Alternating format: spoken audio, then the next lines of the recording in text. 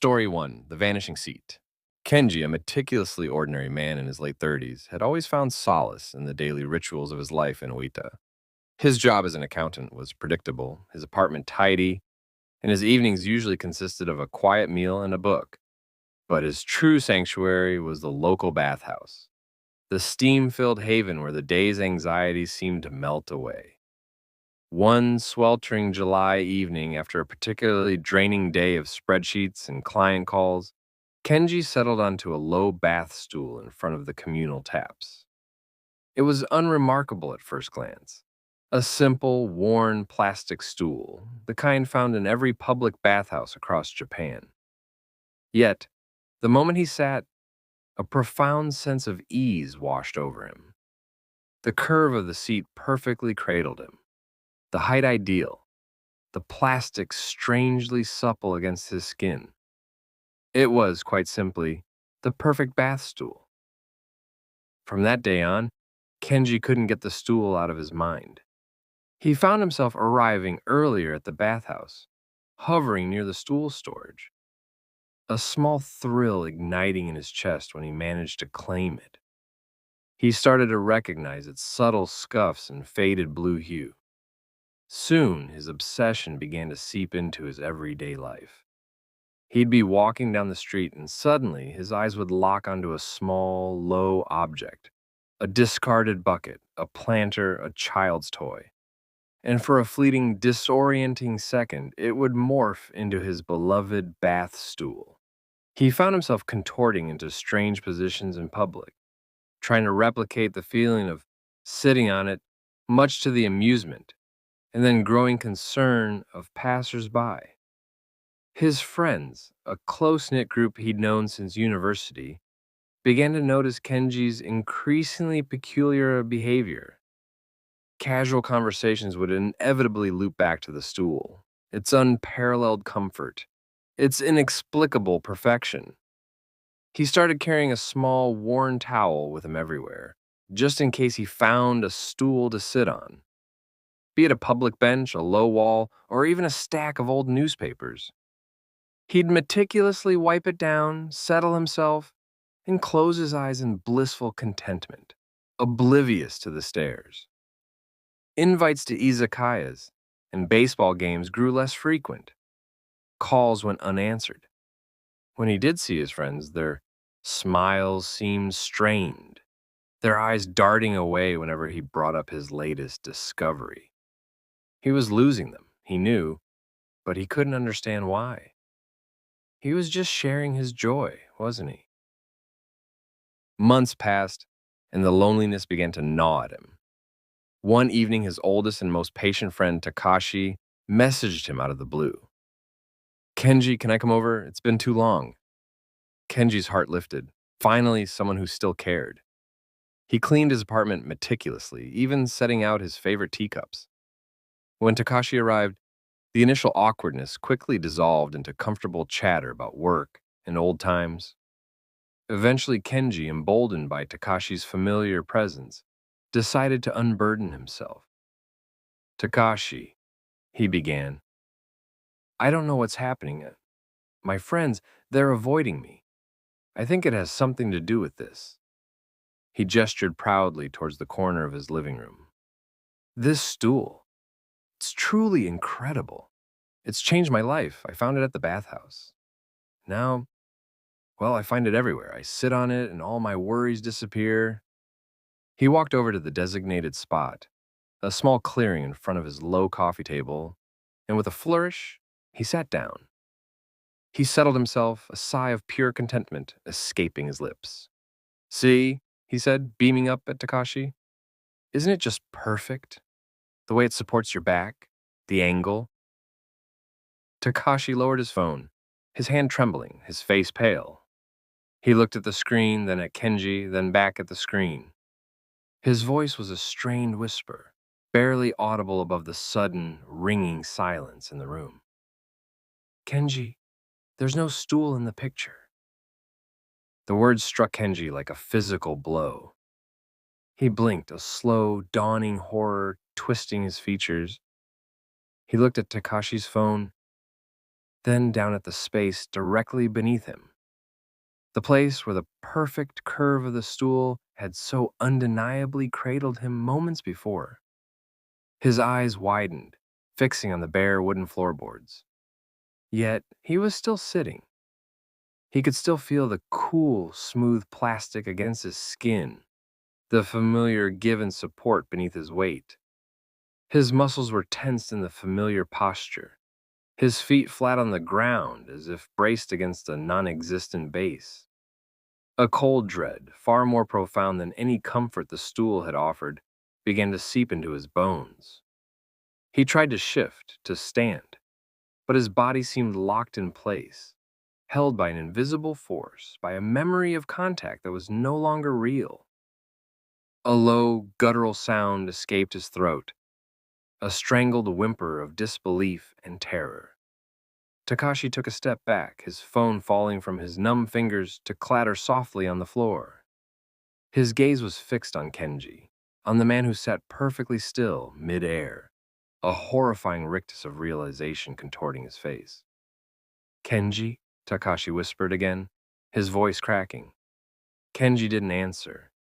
He just sat there, suspended, his eyes wide and vacant, staring through the non-existent stool and into a terrifying, boundless emptiness. The only sound in the room was Kenji's ragged, shallow breathing and the almost imperceptible scrape of his bare skin against the hard, empty air where his perfect stool had been. He wasn't on the floor. He was simply there.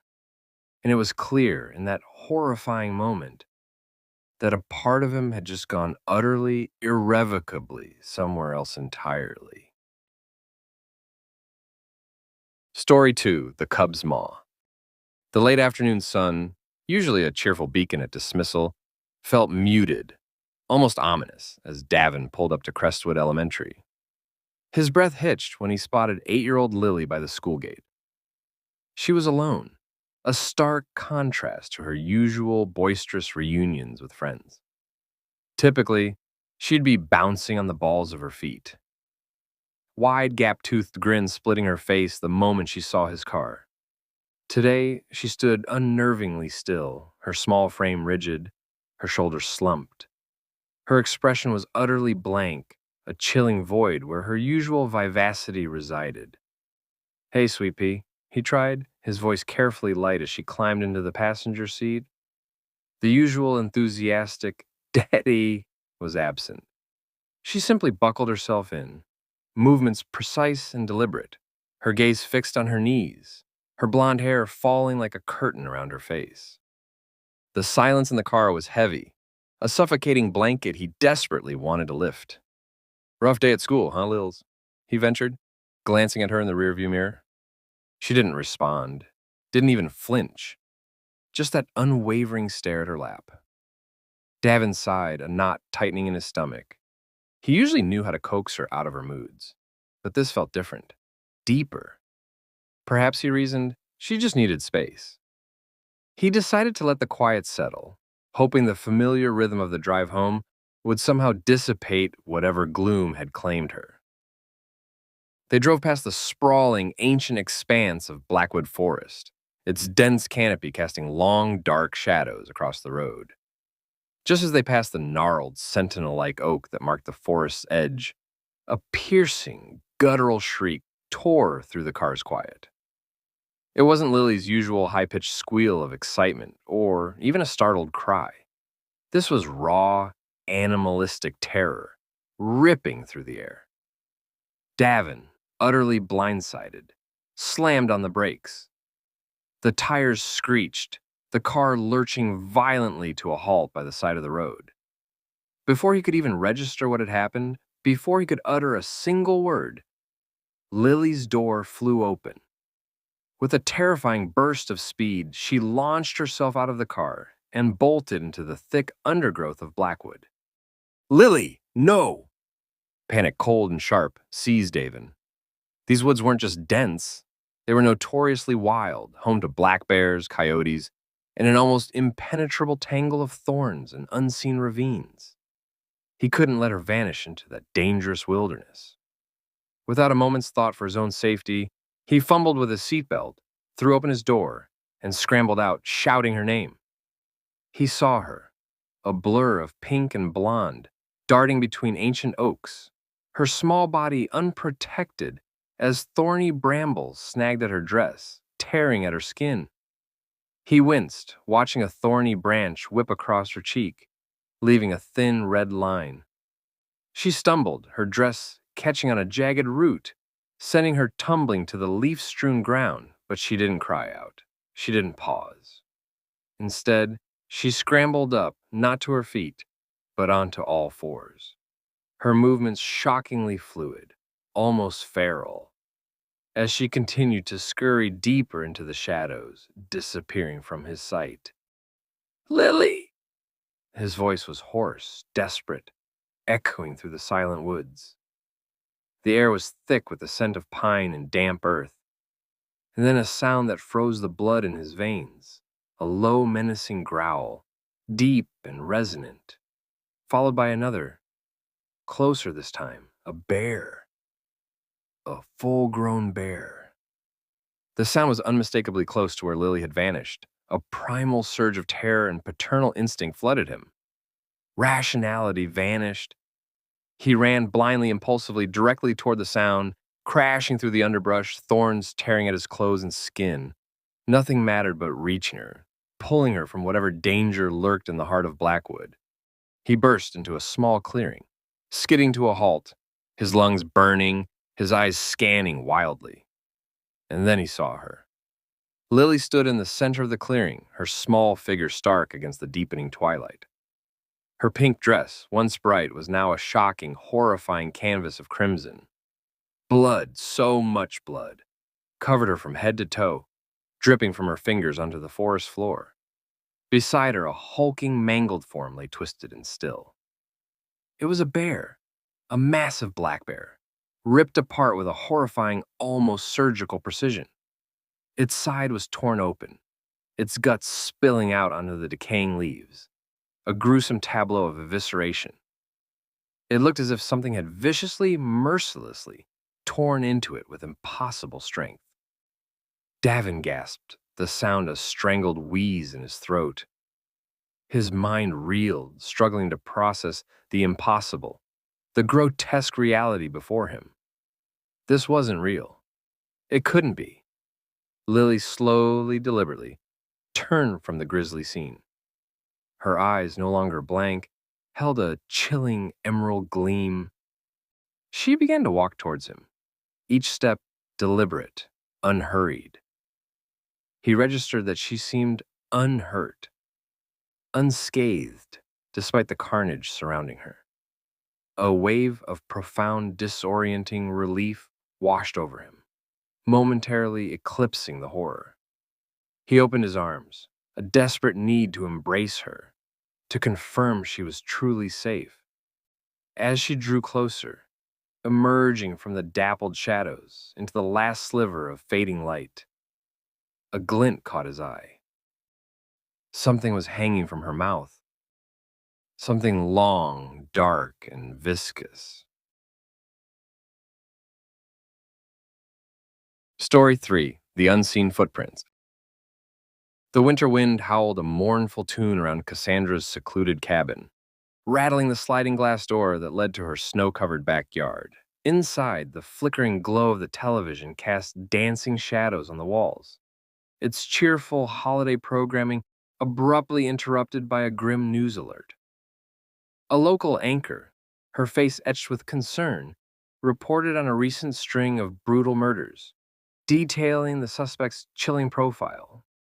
A man of average height, lean build, with an unsettling, almost predatory smile. A shiver traced its way down Cassandra's spine, a cold dread seeping into her bones. She glanced towards the sliding glass door, her gaze drawn by a subtle shift in the pristine blanket of snow outside. There, standing eerily still amidst the untouched white, was a man. He fit the description perfectly. The precise height, the lean frame silhouetted against the stark winter landscape. And then, as if sensing her gaze, he turned his head slowly, A wide, unsettling smile stretched across his face, mirroring the one described on the news, a macabre grin that seemed to mock the distance between them. Panic seized Cassandra. Her heart hammered against her ribs, a frantic drumbeat in the sudden silence of the house. Her hand trembled as she reached for the cordless phone, her fingers fumbling with the familiar buttons. 911. Each digit felt heavy, a desperate plea for help. As the phone connected, she risked another glance towards the glass, her breath catching in her throat. The man was closer now, his figure more defined against the stark white canvas of the snow outside. He seemed to glide almost effortlessly across the yard, and that's when a new, more profound terror pierced through her fear. Her eyes scanned the unbroken expanse of snow around him, searching for the telltale indentations of footsteps. There were none. No prints marred the perfect, untouched surface. The realization hit her with the force of a physical blow, a chilling, impossible truth. The man wasn't outside at all. He was a phantom, an illusion cast by something much closer. It was his reflection. Story 4: When Parents Go Silent. Gabriel, a familiar phantom in his own home, often found solace in the glow of his computer screen. His parents, perpetually consumed by the demanding hum of their careers, left him to navigate the quiet expanse of their house alone. His closest confidant was a voice on the other side of a pixelated world, a friend he'd met in the sprawling landscapes of Ethelgard Online. Their bond was forged in late-night chats and shared quests, a digital lifeline that filled the void of his isolated reality. He'd confided in this friend about the cavernous loneliness that echoed through his home, the yearning for a family dinner that wasn't a rushed takeout affair, the quiet ache for a parent's presence that extended beyond a perfunctory goodnight. He'd often impulsively invited his online companion over, a desperate hope flickering that a real-life connection might bridge the distance, but the answer was always a quiet refusal. One sweltering Tuesday, as the last bell echoed through the school halls, a restless anticipation bubbled within Gabriel. It was his birthday, a fact his parents, in their perpetual rush, often overlooked. He practically sprinted home, the desire to escape the suffocating heat almost as strong as his eagerness to log on. He tossed his backpack onto his bed, the familiar click of his mouse a comforting sound as he launched Ethelgard. His friend, however, wasn't online. A pang of disappointment, sharp and unexpected, pierced through him. Shaking it off, he immersed himself in a solo mission, the rich orchestral score of the game washing over him through his headphones. He was deep in a perilous dungeon, narrowly dodging a colossal dragon's fiery breath, when a jarring metallic clang ripped through the fabric of the game's audio. It was loud, too loud, and distinctly not part of Ethelgard's soundscape. Gabriel, heart thumping, instinctively ripped off his headphones. The sudden silence in the room was absolute, unnerving. Had he imagined it? He hesitated, then, shrugging it off as an old house settling, he replaced his headphones and re-entered the fantastical world. Moments later, a flicker in his peripheral vision caught his eye. He jolted, turning his head to see his mother, her head oddly tilted, peeking into his doorway. Her usually warm smile was absent, replaced by a vacant, unblinking stare. "Mom?" Gabriel's voice was a whisper, a strange mix of surprise and relief. "You're home early today." He pulled off his headphones, his fingers hovering over the pause button, a genuine smile beginning to form. But then, as he looked back at the doorway, a chill snaked down his spine.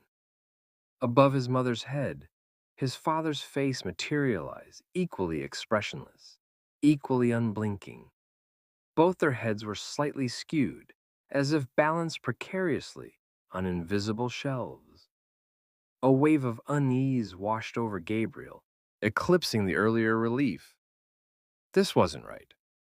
His parents never came home early, let alone together.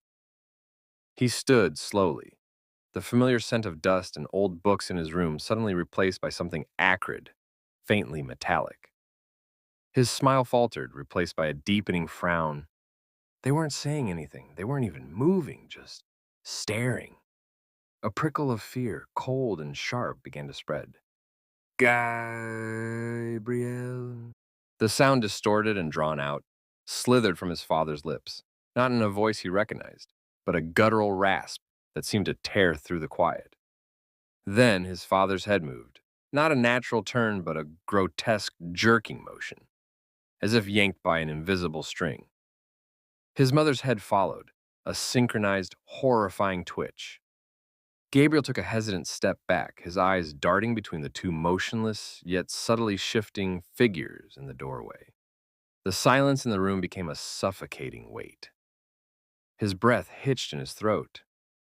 Just as he was about to call out again to demand an explanation, a hulking shadow fell over the doorway.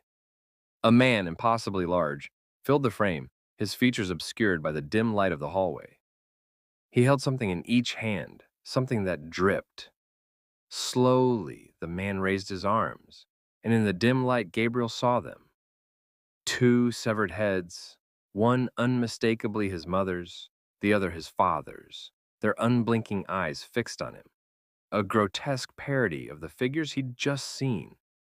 The man's lips stretched into a wide, sickening grin, revealing a flash of stained yellowish teeth.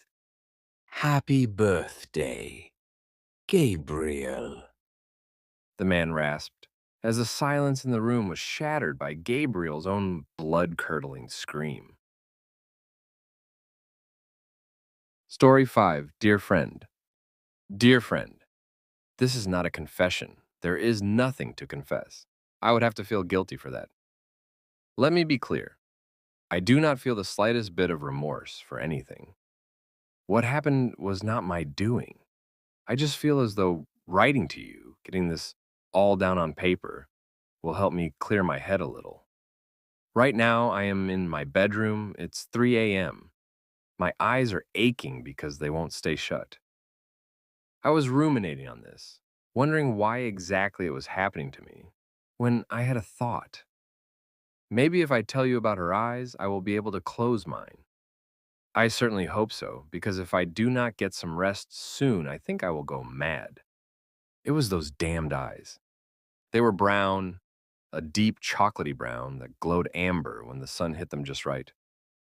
I never remember much, like birthdays, anniversaries, or what her favorite color or song was. But I do remember that. A long time ago, when things were good, she would tell me that brown eyes were boring, that her eyes were boring. I would tell her that I thought they were beautiful, and she would roll them in faux exasperation. She would always roll them when I complimented her. I think that's the reason I eventually stopped. But I digress. That's not what I'm writing to tell you. Her eyes weren't beautiful because of the color, or because her eyelashes were so long that they pressed against the lens of her glasses when she remembered to wear them and didn't leave them lying on the bedside table, as she often did. No, they were beautiful because they were honest. She couldn't lie, at least not to me. They betrayed her every thought. As beautiful things often are, however, this was a problem. I mean, it didn't start out that way. I'm not saying that she was a compulsive liar. That was not the issue at all.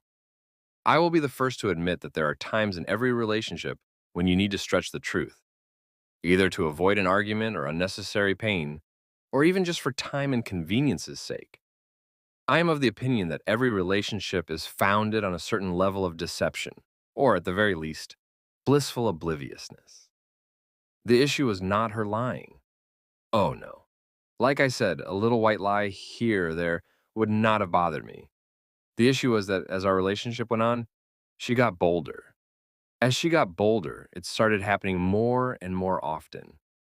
She started coming home later and later. Her breath started getting boozier and boozier. And each time I would ask her where she had been. And each time she would say, with Anne, just like that. 2 syllables, clip clop. I would say, are you sure? She would say, I'm sure. Tick tock. Then she would roll over and start snoring, the incessant, inescapable grumbling with each breath. that can only be brought out by inebriation. Or obesity, I suppose. But she wasn't fat. She was just a lush who was always with Anne. This soon became a nightly ritual.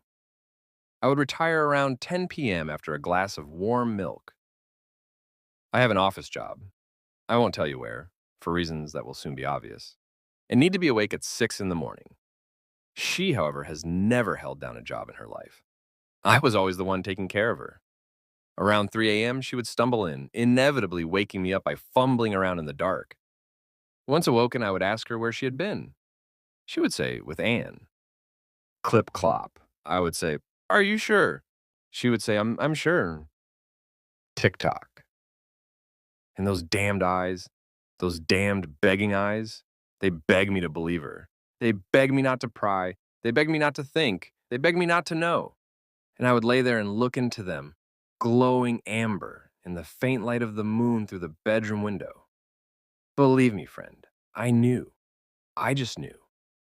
I knew because I saw them. I could see them. I could see them in her eyes. They were reflected back at me. His eyes were brown, just like hers. In the beginning, I remember, I would feel a bubbling rage in the pit of my stomach like molten lava, sputtering, gurgling, slowly burning me from the inside out. Towards the end, however, it was simply too much effort to feel anything at all. No matter what I felt, though, I never called her out on her lies. I wasn't a bad boyfriend. Let me repeat that. I wasn't a bad boyfriend. Sure, we had our issues, every relationship does. But I wasn't a bad boyfriend. I know you'll believe me when I say that. If you knew me, you would know that for all my faults, I'm not bad. I swear to you, it was those damned eyes. It all happened 2 days ago. She came home late, as usual. It was exactly 3:34 a.m. I remember that because I was awake and staring at the clock when I heard her keys in the lock. I never remember much, like when my car's oil needs change or to bring an umbrella when it's supposed to rain, but I do remember that. The clock is an antique, a family heirloom. It hangs on the wall directly across from my bed. The white paint is cracked and peeling around the face. Those fissures look like veins. In the moonlight, they pulse and throb like maggots in carrion. The pendulum that dangles below the warped, ugly thing is shaped like a horse. It's been broken for many years and doesn't swing anymore. Even though the pendulum doesn't work, the clock itself still makes the ticking sound. Clip clop. Her keys were in the lock. I sat in bed and watched the face of the clock. She struggled with the door for 2 minutes exactly. 3:36 a.m. Then she realized I'd left the door unlocked. She opened it and let it swing shut behind her. Then I heard her drop her keys and purse on the kitchen countertop. Then she was on the steps. 3:37 a.m. Her footsteps were muffled. She had taken her shoes off in the kitchen. There was a slight catch as she nearly tripped on the top step. She caught herself. Tick-tock. Then she was at the bedroom. I saw the shadow of her feet and the tiny crack of light under the door. She paused for a moment. 3:38 a.m. Then she pushed the bedroom door slowly. It let out a long, complaining groan as it creaked open. I stared at her silhouette, small and fragile. The black, backlit figure swayed slightly, uncertainly, drunkenly in the doorframe. 3:39 a.m. And so the nightly ritual was to begin. Where have you been? I asked her, calmly. Clip clop. The silhouette fell against the doorframe. Her face was shrouded in shadows. I could not see her eyes. She was silent. Maybe she hadn't heard me. Surely she hadn't heard me. I had asked her the question. Clip clop. I said, where have you been? I waited for her to look at me with those damned eyes. I waited for those 2 syllables. Tick-tock. She was silent a moment longer. 3:40 a.m. Then she started to laugh. It started as a low rumble deep in her chest. It was nearly inaudible. I had to strain myself to hear it. As I stared at the figure, propped up against the doorframe, I heard it bubbling up through her throat, gaining momentum and volume. Then, under my disbelieving gaze, it burst out of her mouth. She threw her head back, howling. I sat up in bed. This was all wrong. Where have you been? I repeated for a third time, raising my voice to be heard over her laughter. This was not the ritual. This was not supposed to happen. Through her laughter, she managed a single sentence. I hate that clock. Clip clop, tick tock. Then she abruptly stopped laughing. She looked at me. My dearest friend. I saw her eyes. I saw those damned eyes glinting in the moonlight streaming through the bedroom window. They were honest, truthful eyes. They couldn't lie, not to me. She hated my clock. I don't know why that night was different. I can't say why I was awake when she got home, or why she chose that night to be honest, or why her choosing to be honest filled me with such an intense rage. All I can tell you is the truth. This is not a confession. I asked her again, where have you been? She said again, I hate that clock. Clip clop, tick tock. I don't remember what happened next. Somehow, I was in the doorway with her. She was gasping and clawing at my hands. They had appeared around her throat. Clip clop, tick tock. Her nails scratched the backs of my hands. They are still a bit sore, truth be told. The gashes that she left were pretty deep. It makes writing this harder than it should be. I couldn't tear my eyes away from hers. Those truthful, beautiful eyes were bulging out of her skull. I watched as the blood vessels burst and little rivers of red appeared in the milky white. In the moonlight, they pulsed and throbbed, like maggots in carrion. Clip clop, tick tock. Clip clop, tick tock. Clip clop, tick tock. She was afraid. Those damned eyes told me so. The moment lasted for an eternity, and then as suddenly as it had begun, it was over. I watched as the terror, the truth, and the life left her eyes. She stopped struggling. I dropped her. I hadn't realized her feet had left the ground. She fell lifelessly to the floor with a muffled thud. Then, somehow, I was on the ground beside her. Friend, I don't know how long I spent on the floor with her. I simply didn't know what to do. Her eyes were still open, staring at me, red and white and brown and no longer truthful. Eventually, I decided to put her in bed with me. I lay down beside her. I decided I would wait with her until she woke up. It's been 2 days and she hasn't gotten up yet. The life seems to be totally gone, but her eyes won't stop staring at me. They are red and white and brown and no longer truthful. I don't know how much longer she will last before she starts to stink. I'm not sure what to do. All I know is that it wasn't my fault. It was those damned eyes. Story 6, Doors. I was adopted.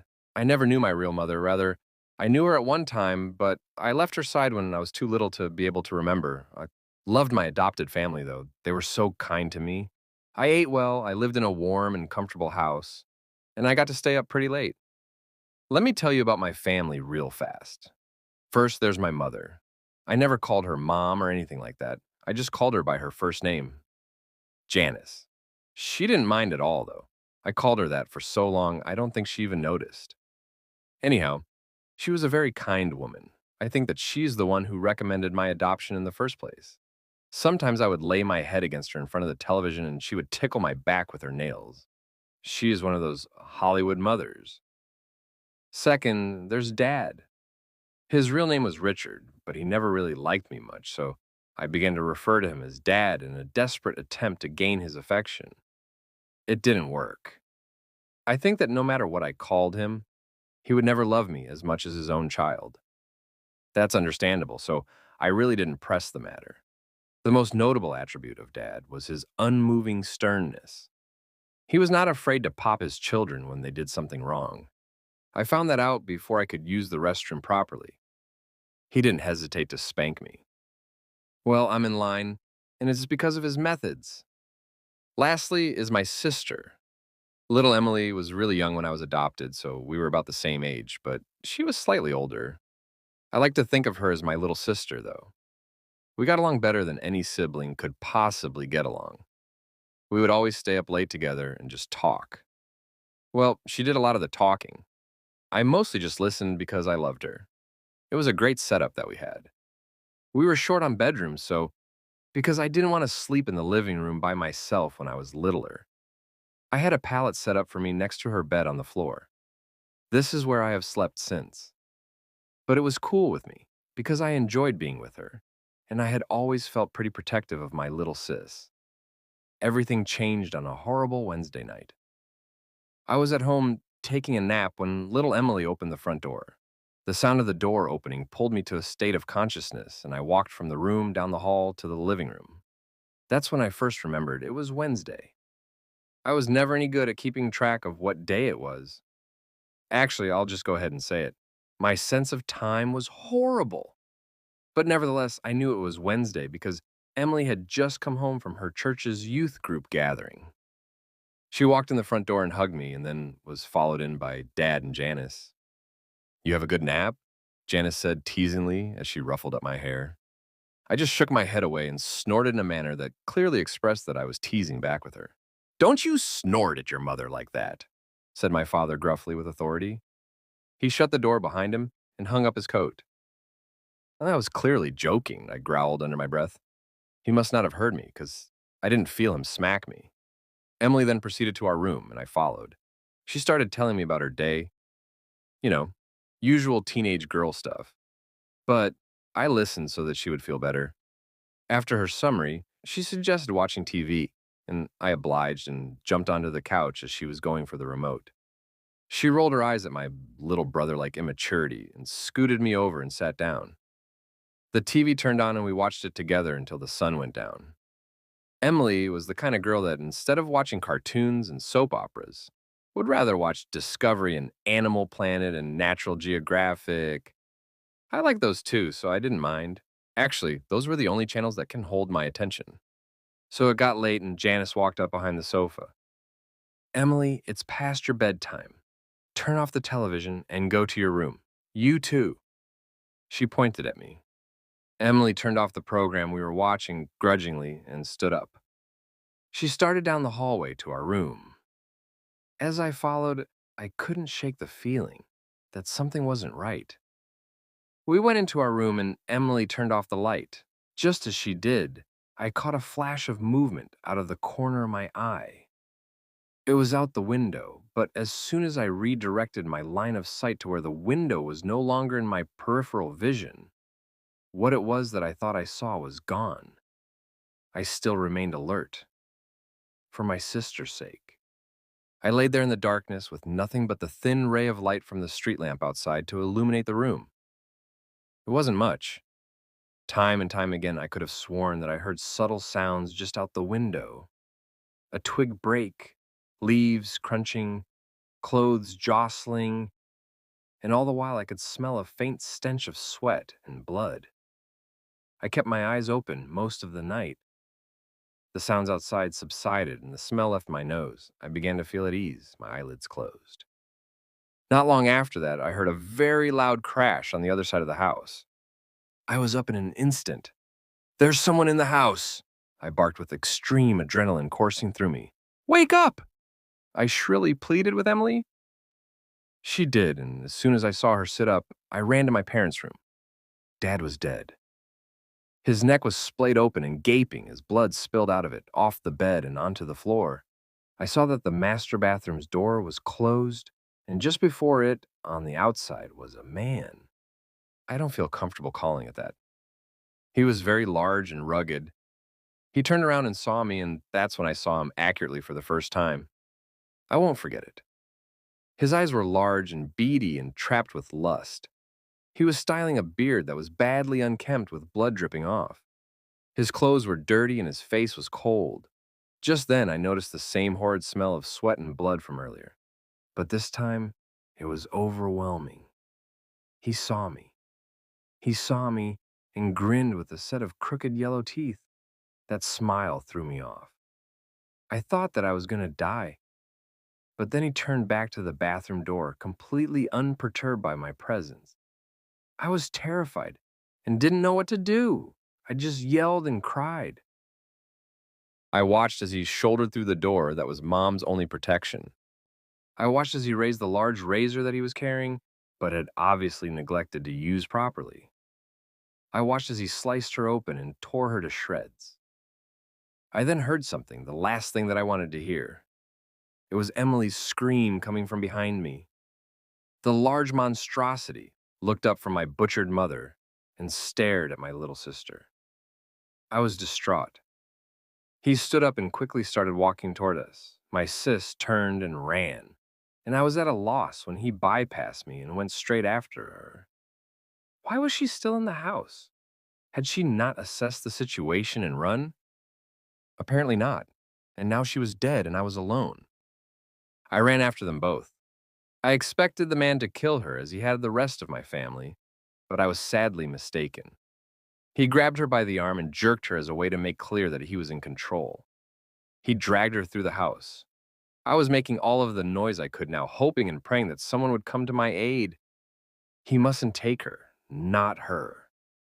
As he passed me, I backed against the wall and whimpered with terror. Why?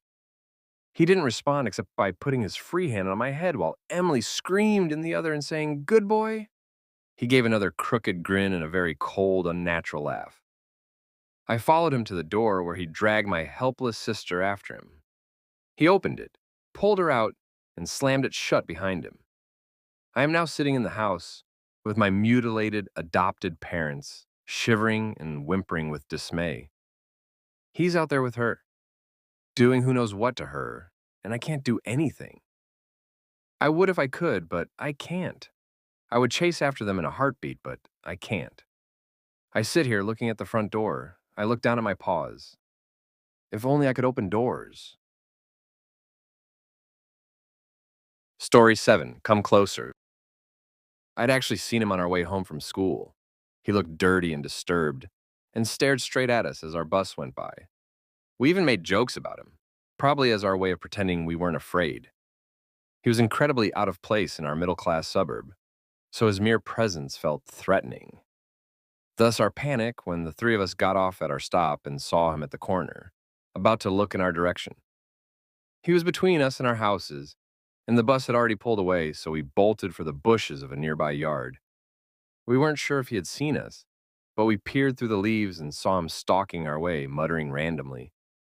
Tim, my neighbor, insisted that he'd seen a large knife in the man's ragged clothing. Danny, a kid I hardly knew who had just moved into the neighborhood, insisted that he was imagining it, that Tim's glasses must have reflected the sun wrong or something. Still, we were terrified, and the sidewalk was going to bring him right by us. It was Tim that broke and ran first, keeping low. I followed, my heart pounding, as we dove into the darkness underneath the porch of the unfamiliar house we'd been hiding near. As we squeezed our bodies against the dirt, the grimy wood pressed into our backs, barely giving us enough room to breathe. From our hiding place, we could see the disturbed man turn into the yard in front of us and begin searching around, hitting the bushes and muttering angrily. I realized then that Danny wasn't with us, but I hadn't seen where he'd gone. Tim had lost his glasses back at the bushes, and he just huddled in the shadows next to me in near blind terror. We stayed there in silence, waiting. Every so often, whenever I almost thought it was safe to come out, footsteps would creep across the wooden porch above us.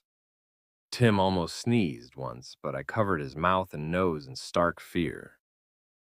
We waited there so long that the tone of the sunlight began to change. We hadn't heard the man searching about in a while, and I was just getting ready to peek out when footsteps clattered and a thud hit the wood directly above us. A split second later, Danny's face appeared in front of us, upside down, and he looked at us through the lattice. A look of shock and surprise crossed his features at finally finding us. He whispered something, but I couldn't hear anything. He seemed to be saying, "Come closer," so I figured the horrible man was still around and we had to be quiet, and I inched forward. Danny's features grew fearful, and he kept indicating something above us. Strangely, I still couldn't hear him. His eyes seemed to dim then, and I inched forward a little bit more. I froze for a moment in horror, then backed up. Tim mouthed to me, "What did he say?" And I just shook my head, completely in shock. Danny hadn't conveyed "come closer." He had mimed, "He's up there." The drifter was unknowingly sitting right above us, waiting because he knew we had to be somewhere in that yard. There was nothing to do but wait in silence, trying not to scream. I was glad Tim had lost his glasses. I lay there as darkness descended, waiting in unwavering terror and trying not to feel the glassy stare of Danny's severed head as it rested in the grass a foot away. Story 8, Tag. She made a playful squeal as I tagged her. It was clear she was enjoying herself. She was laughing herself to tears. Daddy, stop it. My sides hurt. She continued to laugh. Her joy was contagious. I smiled. For once in years, I smiled. I dare say I've smiled more that day than I have in my entire life. Alas, all good things must come to an end. She was tired and fell asleep shortly after. My wife soon came home. She was so glad to see me, she yelled my name. Again, laughing to tears, she hugged me, still laughing. I continued to smile. She looked down and saw my tagging tool, quickly shooting her focus back to my eyes. I continued to smile. Michael! Tears continued to stream down her face in excitement. How could you have done this to our little angel? She tried to run, but she was too slow. Tag, I smiled wider. You're it. Story 9, Daddy's Princess. Daddy calls me his princess. I feel like one too, especially when I'm wearing one of my princess crowns. My daddy makes them for me. He's an artist, you see. Every once in a while, Daddy says he has a present for me. It's a box, usually wrapped in pretty sparkly paper with a bow on top. I get a big smile on my face when I see it. I tear the paper off and open the box and pull out the thin, noisy paper, and my smile gets even bigger. It's Daddy's latest princess crown, all for me, and it's beautiful. They're always beautiful. Daddy started making princess crowns after my mommy left. I remember watching her leave. She had a big brown suitcase. I still don't know why she didn't tell me goodbye or when she'd be home. Daddy says she's not coming home, but I think she will one day. I remember when Daddy gave me my first crown 2 years ago. I was 6. I remember before I opened it, Daddy looked scared, like he was afraid I wouldn't like it. I loved it, and I wore it every day until he gave me the second one. I have 9 now. One of my favorite crowns has pieces of silver on it. Daddy gave it to me last year. I love how it sparkles in the sunlight. I've only seen it sparkle in the sunlight that comes in through the windows, though. Daddy won't let me take it outside. He won't let me take any of my princess crowns outside. He doesn't want them to get broken. When I have a friend over, Daddy makes sure all of the princess crowns are in the crown room. That's where he keeps them safe. It's where he makes them, too. I've never been in the crown room, and I've tried, but Daddy always keeps it locked, and I don't know where the key is. I'm not allowed to show my friends the crowns because Daddy thinks we'll break them or one of my friends will steal them. That's why I can't tell my friends about the crowns either. If I do tell, he'll never make another one, and he'll throw them all away. I don't want that. I love my princess crowns. Hey, princess, Daddy says to me with a smile. He says, I've got a present for you. And I see the box behind him on the dinner table, all sparkly with a pretty bow on top. I smile big and run over to it. I tear off the bow and the paper and open the box. I pull out the noisy, thin yellow paper until I see it. And I smile even bigger. It's beautiful. My daddy points out what he did with the teeth on this one. I try it on and see what he means. 3 teeth in each side fit snugly between my locks to keep my new princess crown in place. I look in the mirror. It's beautiful. I look like a princess.